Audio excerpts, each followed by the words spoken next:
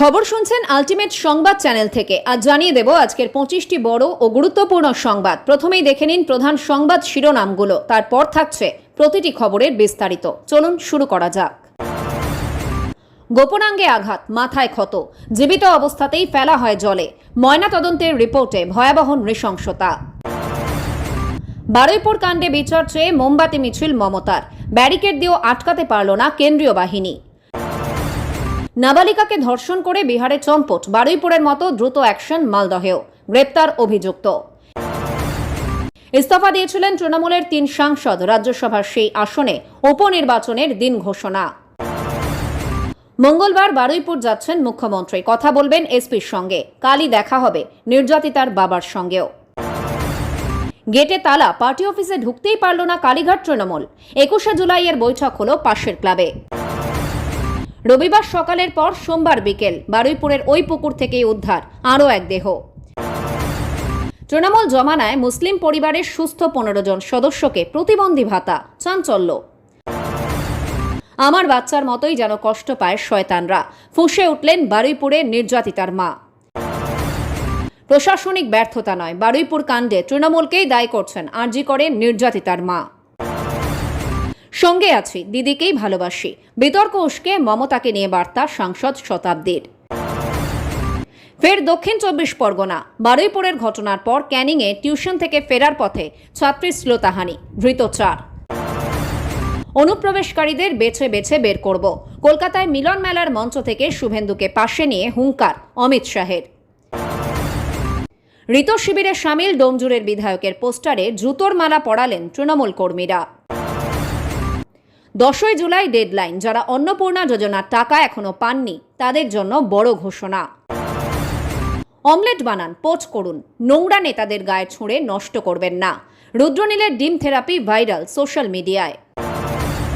কার দখলে তৃণমূল, কালীঘাটের হয়ে কমিশনে নথি জমা দিলেন কল্যাণেরা, সময় চাইল ঋতব্রত শিবির।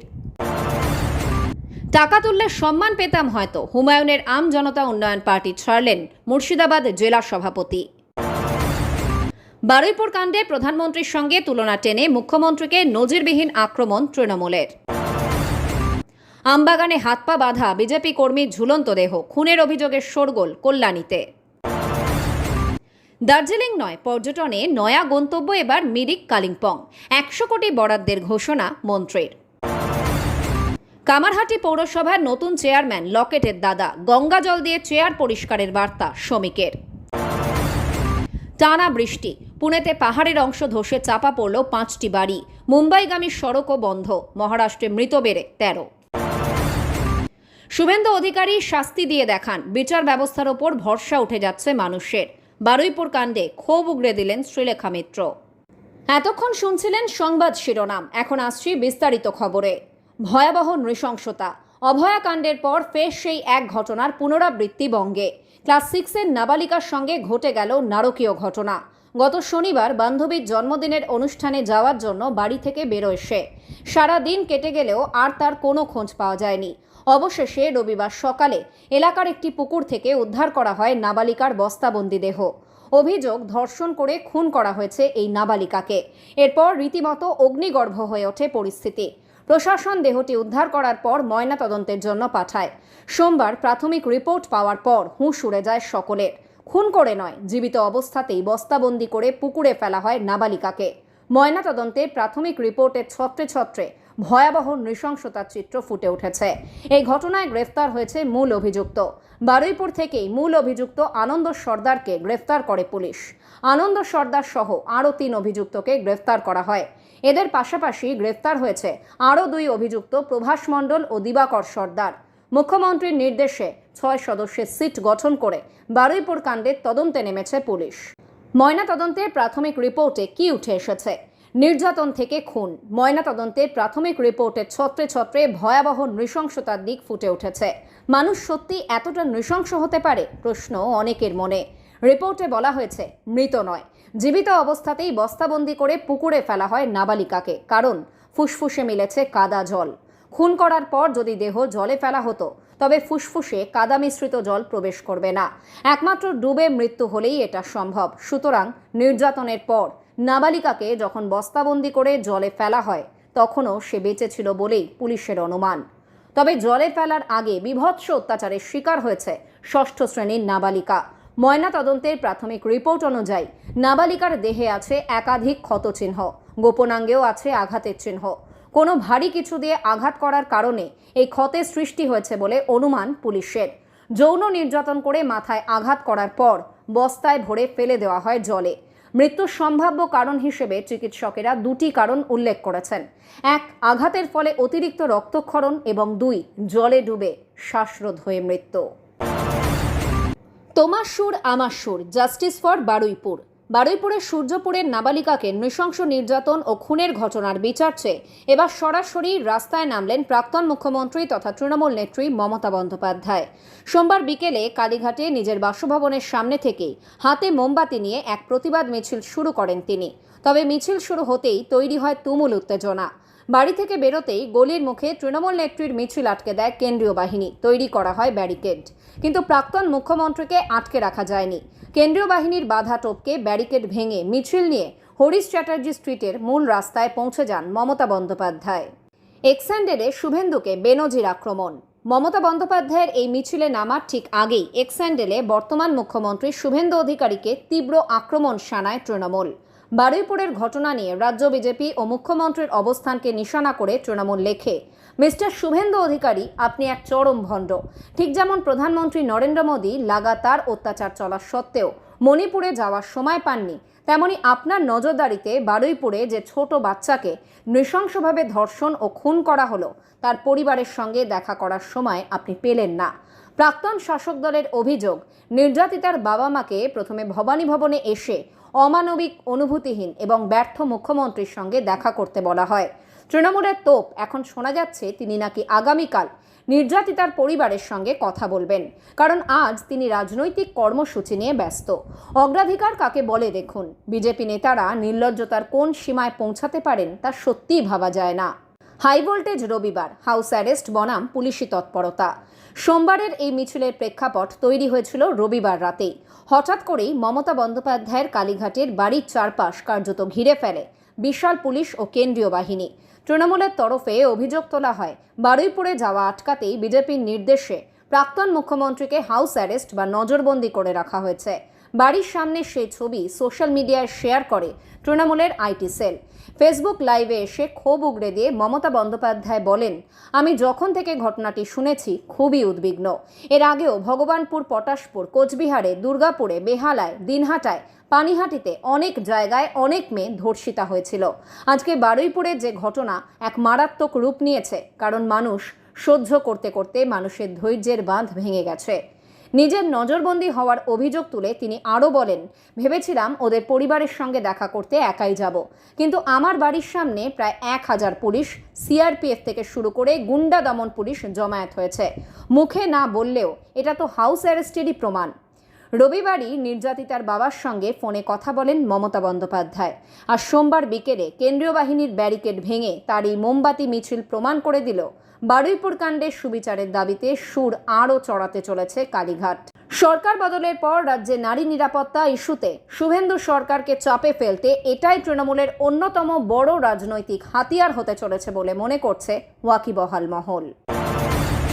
বারুইপুর কাণ্ডে রেশ কাটতে না কাটতেই মালদহে এক নাবালিকাকে ধর্ষণের অভিযোগ উঠল। এ ঘটনাতেও তড়িঘড়ি পদক্ষেপ গ্রহণ করেছে পুলিশ। ঘটনার খবর প্রকাশ্যে আসার কয়েক ঘন্টার মধ্যেই বিহারের পূর্ণিয়া থেকে অভিযুক্তকে গ্রেপ্তার করা হয়েছে। গুরুতর অসুস্থ ওই নাবালিকা ভর্তি রয়েছে মালদা মেডিকেল কলেজ ও হাসপাতালে। সোমবার সকালে ধৃতকে মালদহ জেলা আদালতে তোলা হয়। পুলিশ 7 দিনের হেফাজত চেয়ে আদালতে আবেদন জানিয়েছে। অভিযুক্তের নাম শেখ রবিউল। পুলিশ সূত্রে জানা গিয়েছে, ইংরেজবাজারের যদুপুরে একই এলাকার বাসিন্দা নির্যাতিতা নাবালিকা এবং অভিযুক্ত যুবক। রবিবার দুপুরে রবিউলের বাড়িতে কেউ ছিল না। এই সুযোগে 12 বছরের ওই নাবালিকাকে ডেকে নিয়ে যায় সে। অভিযোগ, সেখানেই তাকে ধর্ষণ করে রবিউল। বাড়িতে ফিরে অসুস্থ হয়ে পড়ে নাবালিকা। পরিবারের লোকজন চিকিৎসার জন্য তাকে মালদা মেডিকেল কলেজ হাসপাতালে নিয়ে আসেন। বর্তমানে সেখানেই চিকিৎসাধীন রয়েছে সে। নির্যাতিতার পরিবারের লিখিত অভিযোগের ভিত্তিতে মামলা রুজু করে পুলিশ। এই ঘটনায় এলাকা জুড়ে চাঞ্চল্য ছড়িয়ে পড়েছে। উত্তেজনা থাকায় এলাকায় রয়েছে পুলিশ পিকেট। এদিকে ঘটনার পর গা ঢাকা দেয় অভিযুক্ত। খবর প্রকাশ্যে আসার পরেই বিহারে পালিয়ে যায় সে। পুলিশ জানিয়েছে, বিহারের পূর্ণিয়ায় পালিয়ে গিয়েছিল অভিযুক্ত। প্রযুক্তির সাহায্য নিয়ে তাকে রবিবার রাতেই গ্রেপ্তার করা হয়। সোমবার তাকে মালদহ জেলা আদালতে তোলে পুলিশ। মালদহের অতিরিক্ত পুলিশ সুপার মকসুদ হাসান জানিয়েছেন, অভিযোগ পাওয়ার পরই বিশেষ দল গঠন করে বিহার থেকে গ্রেপ্তার করা হয়েছে অভিযুক্তকে। দ্রুত বিচারের মাধ্যমে শাস্তি বিধানের ব্যবস্থা হবে। রাজ্যসভার 3 আসনে উপনির্বাচনের দিন ঘোষণা করল নির্বাচন কমিশন। তৃণমূলে চলা বিদ্রোহের আবহেই রাজ্যসভা থেকে ইস্তফা দেন সুখেন্দু শেখর রায়, সুস্মিতা দেব এবং প্রকাশ চিক বড়াইক। নির্বাচন কমিশনের ঘোষণা অনুযায়ী আগামী 24শে জুলাই ফাঁকা এই 3 আসনে উপনির্বাচন হবে। সোমবার নির্বাচন কমিশনের তরফে এই বিষয়ে বিস্তারিত জানিয়ে বিজ্ঞপ্তি দেওয়া হয়েছে। কমিশনের বিজ্ঞপ্তি অনুযায়ী আগামী 14ই জুলাই মনোনয়ন জমা দেওয়ার শেষ তারিখ, 15ই জুলাই স্ক্রুটিনি এবং 17ই জুলাই মনোনয়ন প্রত্যাহারের শেষ তারিখ।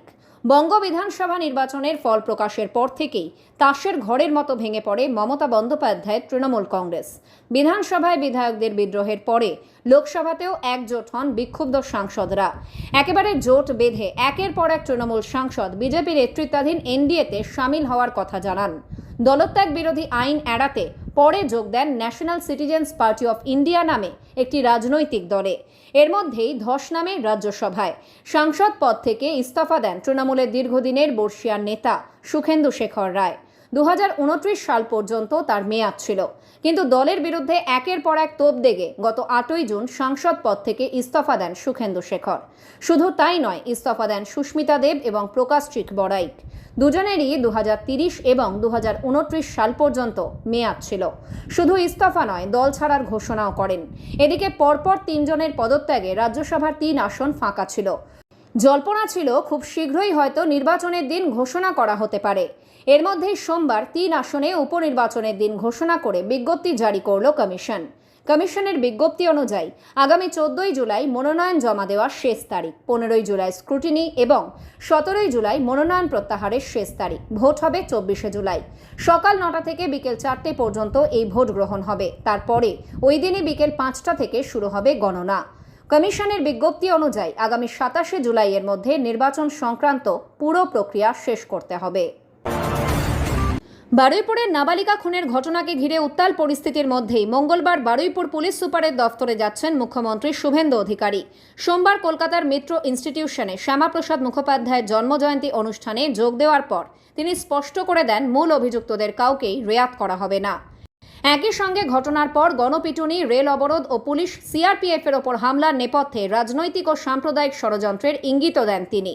মুখ্যমন্ত্রীর কথায়, নিখোঁজের অভিযোগ দায়ের হওয়ার পর স্থানীয় পুলিশের কোথাও গাফিলতি প্রমাণিত হলে সংশ্লিষ্ট পুলিশ কর্মীর বিরুদ্ধে কড়া ব্যবস্থা নেওয়া হবে। নির্যাতিতার পরিবার যে ধরনের বিচার চেয়েছে তা নিশ্চিত করতে রাজ্য সরকার সর্বতোভাবে পাশে থাকবে বলেও আশ্বাস দিয়েছেন তিনি। সর্বোচ্চ শাস্তি অর্থাৎ মৃত্যুদণ্ডের সুপারিশ করতে যা যা প্রয়োজন সরকার সেই পদক্ষেপই করবে বলে জানান মুখ্যমন্ত্রী। তদন্তে গতি, ধৃত বেড়ে 3। বারুইপুরের ঘটনায় ইতিমধ্যেই 6 সদস্যের বিশেষ তদন্তকারী দল গঠন করেছে রাজ্য পুলিশ। সোমবার মূল অভিযুক্ত আনন্দ সর্দারকে বারুইপুর এলাকা থেকে গ্রেফতার করা হয়েছে। এর ফলে এই মামলায় মোট গ্রেফতারের সংখ্যা বেড়ে দাঁড়িয়েছে 3। নিহত কিশোরীর পরিবারের অভিযোগে 4 জনের নাম ছিল। তদন্তকারীদের দাবি, বাকি পলাতকদের সঙ্গে নিয়মিত যোগাযোগ রাখছিল এমন 3 জনকেও আটক করে জিজ্ঞাসাবাদ করা হচ্ছে। কল রেকর্ড সহ বিভিন্ন তথ্য খতিয়ে দেখা হচ্ছে। মুখ্যমন্ত্রী জানিয়েছেন, মঙ্গলবার নির্যাতিতার বাবার সঙ্গে তার সাক্ষাৎ হওয়ার কথা। ভবানী ভবনে তাকে ডাকা হয়েছে। ইতিমধ্যেই ফোনে তার সঙ্গে দীর্ঘ কথা হয়েছে। 4টি মামলা, 200 জন চিহ্নিত। মূল খুনের মামলা ছাড়াও গণপিটুনিতে এক সন্দেহভাজনের মৃত্যু, পুলিশকে মারধর এবং রেললাইন অবরোধ, এই 3টি ঘটনায় পৃথক মামলা দায়ের হয়েছে। আইন হাতে তুলে নেওয়ার ঘটনায় 200 জনকে শনাক্ত করা হয়েছে বলে জানিয়েছেন মুখ্যমন্ত্রী। তাদের বিরুদ্ধে আইনি ব্যবস্থা নেওয়া হবে। গত শনিবার থেকে নিখোঁজ ছিল ওই কিশোরী। রবিবার পুকুর থেকে তার দেহ উদ্ধারের পর এলাকায় ব্যাপক উত্তেজনা ছড়ায়। ক্ষুব্ধ জনতার গণপিটুনিতে এক সন্দেহভাজনের মৃত্যু হয়। দীর্ঘক্ষণ অবরোধে ব্যাহত হয় রেল চলাচল। পরে পুলিশ ও কেন্দ্রীয় বাহিনী পরিস্থিতি নিয়ন্ত্রণে আনে। মঙ্গলবার মুখ্যমন্ত্রীর সফরকে ঘিরে এখন নজর বারুইপুরের দিকে। কলকাতার তৃণমূল ভবনে নয়, অবশেষে ক্লাবেই ঠাঁই কালীঘাট তৃণমূলের। এবার দক্ষিণ দিনাজপুরের গঙ্গারামপুরে এই ঘটনার ফলে অস্বস্তিতে কালীঘাট তৃণমূল। মূলত 21শে জুলাইয়ের প্রস্তুতিতে ছিল এই বৈঠক, কিন্তু পার্টি অফিসে তালা বন্ধের ফলে 21শে জুলাইয়ের বৈঠক পাশের ক্লাবেই সারতে হলো কালীঘাট তৃণমূলকে। পার্টি অফিসে তালা নিয়ে কালীঘাট তৃণমূল নেতৃত্বের দাবি, কেয়ারটেকারের সঙ্গে যোগাযোগ করা যাচ্ছে না। সকাল থেকেই নিখোঁজ কেয়ারটেকার, তাই ক্লাবে বৈঠক। বারুইপুরের যে পুকুরটি থেকে রবিবার 12 বছর বয়সী নাবালিকার দেহ উদ্ধার হয়েছিল, ঠিক সেই পুকুর থেকেই সোমবার বিকেলে উদ্ধার হলো আরও এক ব্যক্তির মৃতদেহ। এই ঘটনাকে কেন্দ্র করে গোটা এলাকায় নতুন করে উত্তেজনা ছড়িয়ে পড়েছে। ওই নাবালিকাকে গণধর্ষণ ও নৃশংসভাবে খুনের ঘটনার সঙ্গে সোমবার উদ্ধার হওয়া এই দেহের কোনো প্রত্যক্ষ বা পরোক্ষ যোগসূত্র রয়েছে কিনা তা খতিয়ে দেখতে ইতিমধ্যেই জোর কদমে তদন্ত শুরু করেছে বারুইপুর থানার পুলিশ। পুলিশ প্রশাসন এবং স্থানীয় বাসিন্দাদের সূত্রে জানা গিয়েছে, সোমবার উদ্ধার হওয়া মৃত ব্যক্তির নাম কৃষ্ণকান্ত হালদার। তদন্তে নেমে পুলিশ জানতে পেরেছে, গত শুক্রবার থেকেই তিনি নিখোঁজ ছিলেন। প্রায় 72 ঘন্টা ধরে তার কোনো হদিশ মিলছিল না। রবিবারের সেই ঘটনার রেশ কাটতে না কাটতেই সোমবারও পুলিশ ওই পুকুরটিতে বড়সড় তল্লাশি অভিযান চালাচ্ছিল। চিরুনি তল্লাশি চলাকালীনই বিকেল নাগাদ আচমকা জলের তলা থেকে এক ব্যক্তির দেহ ভেসে ওঠে। পরে শনাক্তকরণের পর জানা যায় দেহটি নিখোঁজ কৃষ্ণকান্তেরই। এই খবর চাউর হতেই নতুন করে রণক্ষেত্রের চেহারা নেয় এলাকা। পরিস্থিতি সামাল দিতে ঘটনাস্থলে মোতায়েন করা হয় বিশাল পুলিশ বাহিনী। পুলিশ ইতিমধ্যেই মৃতদেহটি উদ্ধার করে ময়নাতদন্তের জন্য মহকুমা হাসপাতালে পাঠিয়েছে। পুলিশের তরফে মৃতের পরিবারের সঙ্গেও যোগাযোগ করা হয়েছে। কারোর সঙ্গে তার কোনো পুরনো শত্রুতা ছিল কিনা, তিনি ঠিক কী কাজ করতেন, কিংবা নিখোঁজ হওয়ার পর কিভাবে তার দেহ ওই নির্দিষ্ট পুকুরে পৌঁছলো, এই সমস্ত প্রশ্নের উত্তর খুঁজতে তদন্ত শুরু করেছে বারুইপুর থানার পুলিশ। এদিকে রবিবার এক তথাকথিত প্রত্যক্ষদর্শীকে সঙ্গে নিয়ে বারুইপুরের ওই পুকুরটিতে তল্লাশি চালিয়ে নিখোঁজ নাবালিকার বস্তাবন্দি দেহ উদ্ধার করেছিলেন স্থানীয় কিছু যুবক। মৃত নাবালিকার কাকার স্পষ্ট দাবি ছিল, তাদের বাড়ির মেয়েকে নৃশংসভাবে গণধর্ষণ করার পর খুন করা হয়েছে। অপরাধের প্রমাণ লোপাট করতে দেহটি একটি বস্তায় পুড়ে পুকুরের গভীর পাঁকের মধ্যে পুঁতে দেওয়া হয়েছিল। প্রসঙ্গত, বারুইপুরের কিশোরী মৃত্যুর প্রায় 24 ঘন্টা পর সোমবার পুলিশের তরফে আনুষ্ঠানিকভাবে গণধর্ষণের মামলা রুজু করা হয়েছে। বারুইপুর আদালতে ভারতীয় ন্যায় সংহিতার খুনের ধারার পাশাপাশি গণধর্ষণের ধারা ৭০(২)ও যুক্ত করা হয়েছে। পুলিশ সূত্রে খবর, এখনও পর্যন্ত মোট 3 জনকে গ্রেফতার করা হয়েছে। ধৃতদের মধ্যে 2 জনকে সোমবারই বারুইপুর আদালতে পেশ করা হয়েছিল। ঘটনার তদন্ত এবং বাকি সূত্র মেলাতে পুলিশ ধৃতদের 14 দিনের নিজেদের হেফাজতে চেয়ে আবেদন জানায়। আদালত পুলিশের সেই আর্জি মঞ্জুর করেছে। আগামী 20 জুলাই ধৃতদের ফের আদালতে হাজির করানোর নির্দেশ দেওয়া হয়েছে। এছাড়া এই ঘটনায় সোমবারই যে তৃতীয় অভিযুক্তকে গ্রেপ্তার করা হয়েছে, তাকে মঙ্গলবার আদালতে তোলা হবে বলে পুলিশ মহলের খবর। উল্লেখ্য, রবিবার ওই নাবালিকার দেহ উদ্ধারের ঘটনাকে কেন্দ্র করে কার্যত অগ্নিগর্ভ হয়ে উঠেছিল বারুইপুর। অপরাধীদের শাস্তির দাবিতে ক্ষিপ্ত জনতার মারে গণপিটুনিতে মৃত্যু হয় আরও এক ব্যক্তির, যাকে স্থানীয়রা মূল অভিযুক্ত বলে সন্দেহ করেছিলেন। জোড়া মৃত্যুর জেরে রবিবার দিনভর ব্যাপক অশান্তি ছড়ায় এলাকায়। ক্ষুব্ধ বাসিন্দারা রেললাইন ও সড়ক পথ অবরোধ করেন। শিয়ালদহ নামখানা লাইনে ট্রেন চলাচল দীর্ঘক্ষণ স্তব্ধ থাকে, যার জেরে চরম ভোগান্তির শিকার হন নিত্যযাত্রীরা। প্রায় 5 ঘন্টা বন্ধ ছিল মূল সড়ক পথ। বিক্ষোভের খবর পেয়ে পুলিশ প্রথমে পরিস্থিতি সামাল দিতে গেলে উন্মত্ত জনতা পুলিশকে লক্ষ্য করে মুহুর্মুহু ইটপাথর ছুঁড়তে শুরু করে বলে অভিযোগ। পরিস্থিতি হাতের বাইরে চলে যাচ্ছে দেখে জনতাকে ছত্রভঙ্গ করতে বাধ্য হয়ে লাঠিচার্জ করতে হয় পুলিশকে। এই চরম উত্তেজনার আবহে মৃত কিশোরীর পরিবারের পাশে দাঁড়িয়েছেন মুখ্যমন্ত্রী শুভেন্দু অধিকারী। তিনি ব্যক্তিগতভাবে নাবালিকার বাবার সঙ্গে ফোনে কথা বলেন এবং তাদের গভীর সমবেদনা জানান। পাশাপাশি মুখ্যমন্ত্রী আগামী মঙ্গলবার মৃত কিশোরীর পরিবারকে কলকাতার রাজ্য সদর দফতর ভবানী ভবনে আসার নির্দেশ দিয়েছেন। একই সঙ্গে জানা গিয়েছে, মঙ্গলবারের মধ্যেই মুখ্যমন্ত্রী শুভেন্দু অধিকারী স্বয়ং বারুইপুরের ওই উপদ্রুত এলাকায় যেতে পারেন এবং সরাসরি নির্যাতিতার পরিবারের সঙ্গে দেখা করতে পারেন। প্রশাসনের তরফেও গোটা এলাকার শান্তি শৃঙ্খলা বজায় রাখতে কড়া নজরদারি চালানো হচ্ছে। লক্ষ্মীর ভাণ্ডার প্রকল্পে অনিয়মের অভিযোগের পর এবার সামনে এলো প্রতিবন্ধী ভাতা নিয়ে নতুন তথ্য। ঘটনাটি ঘটেছে মুর্শিদাবাদের শামশেরগঞ্জ এলাকায়। অভিযোগের কেন্দ্রে তৃণমূল পরিচালিত পঞ্চায়েত সমিতির এক সদস্যের পরিবার। অভিযোগ, পঞ্চায়েত সমিতির সদস্য অসিকুল ইসলামের পরিবারের অন্তত 15 জন সদস্যের নামে বছরের পর বছর সরকারি প্রতিবন্ধী ভাতা তোলা হয়েছে। অথচ স্থানীয়দের দাবি, তালিকাভুক্ত প্রত্যেকেই সম্পূর্ণ সুস্থ, শারীরিক বা মানসিক কোনো প্রতিবন্ধকতা নেই তাদের। অভিযোগের তালিকায় রয়েছেন অসিকুল ইসলামের স্ত্রী রেশমা লাইলা, রয়েছেন 3 ছেলে মোহাম্মদ আদিল ইসলাম, মোহাম্মদ সাইফ ইসলাম ও সাজিদ ইসলাম। এছাড়াও ভাই, কাকা, ভাইপো এবং ভাইঝিদের নামও সরকারি নথিতে প্রতিবন্ধী হিসেবে দেখানো হয়েছে বলে অভিযোগ। ঘটনার সামনে আসতেই এলাকায় চাঞ্চল্য ছড়িয়েছে, ক্ষোভও বাড়ছে সাধারণ মানুষের মধ্যে। প্রশ্ন উঠছে, প্রকৃত প্রতিবন্ধীরা যখন সরকারি সাহায্যের আশায় দফতরে দফতরে ঘুরছেন, তখন কিভাবে এক রাজনৈতিক নেতার পরিবারের এতজন সদস্য সরকারি ভাতার সুবিধা পেলেন? আরও বড় প্রশ্ন উঠছে প্রশাসনের ভূমিকা নিয়ে। এতদিন ধরে এই অনিয়ম চললেও তা নজরে এলো না কেন? যাচাই বাছাইয়ের দায়িত্বে থাকা সরকারি ব্যবস্থার ভূমিকা নিয়েও উঠছে প্রশ্ন। বিরোধীদের দাবি, সরকারি প্রকল্পের স্বচ্ছতার দাবি বারবার করা হলেও বাস্তবে সেই দাবির প্রতিফলন দেখা যাচ্ছে না। যদিও সমস্ত অভিযোগ অস্বীকার করেছেন অভিযুক্ত তৃণমূল নেতা অসিকুর ইসলাম। তার দাবি, অভিযোগ রাজনৈতিক উদ্দেশ্য প্রণোদিত। অভিযোগগুলির সত্যতা সরকারি তদন্তে প্রমাণিত হওয়া বাকি। এখন প্রশাসনের পদক্ষেপ এবং তদন্তের দিকেই নজর সকলের। বারুইপুর কাণ্ডে তোলপাড় গোটা বাংলা। নাবালিকাকে ধর্ষণ ও খুনের কয়েক ঘন্টার মধ্যেই 3 অভিযুক্তকে গ্রেপ্তার করা হয়েছে। আটক 3, গঠন করা হয়েছে সিট। মঙ্গলবার নির্যাতিতার পরিবারের সঙ্গে দেখা করতে বারুইপুরের সূর্যপুরে যাবেন মুখ্যমন্ত্রী শুভেন্দু অধিকারী। রাজ্য দোষীদের শাস্তি দেবে, তা নিয়ে নিশ্চিত নির্যাতিতার পরিবার। কিন্তু সন্তান তো আর ফিরবে না। মৃতার মা চান তার মেয়ের মতোই যেন কষ্ট পেতে হয় দোষীদেরও। নির্যাতিতার মায়ের কথায়, আমার বাচ্চা যেভাবে কষ্ট পেয়ে পেয়ে মারা গিয়েছে, শয়তানগুলো যেন সেরকমই কষ্ট পায়, আর খুব তাড়াতাড়ি যেন ওরা শাস্তি পায়। এর আগেও অনেক ঘটনা ঘটেছে। আগের সরকারের আমলে কোনো দিন বিচার পেতে দেখিনি। এবার নতুন সরকার এসেছে, আশা রাখি বিচারটা পাবো। এদিন প্রকাশ্যে আসা সিসিটিভি ফুটেজের বর্ণনা দেন মৃতার মা। তিনি বলেন, দেখেছি মেয়েকে ওরা হাত ধরে নিয়ে যাচ্ছিল। বাচ্চার হাতে খাবার ছিল, প্লাস্টিকে কি ছিল বুঝতে পারিনি, ওরাই কিনে দিয়েছিল, হাত ধরে নিয়ে যাচ্ছিল, এটুকুই দেখা গিয়েছে। এরপরই দোষীদের চরম শাস্তির কথা বলেন তিনি। নির্যাতিতার মায়ের কথায়, আমার বাচ্চা যেভাবে কষ্ট পেয়ে পেয়ে মারা গিয়েছে, শয়তানগুলো যেন সেরকমই কষ্ট পায়, আর খুব তাড়াতাড়ি যেন ওরা শাস্তি পায়। এর আগেও অনেক ঘটনা ঘটেছে। আগের সরকারের আমলে কোনো দিন বিচার পেতে দেখিনি। এবার নতুন সরকার এসেছে, আশা রাখি বিচারটা পাবো। উল্লেখ্য, ইতিমধ্যেই প্রকাশ্যে এসেছে প্রাথমিক ময়নাতদন্তের রিপোর্ট। সেখানে রয়েছে শিউরে ওঠার মতো তথ্য।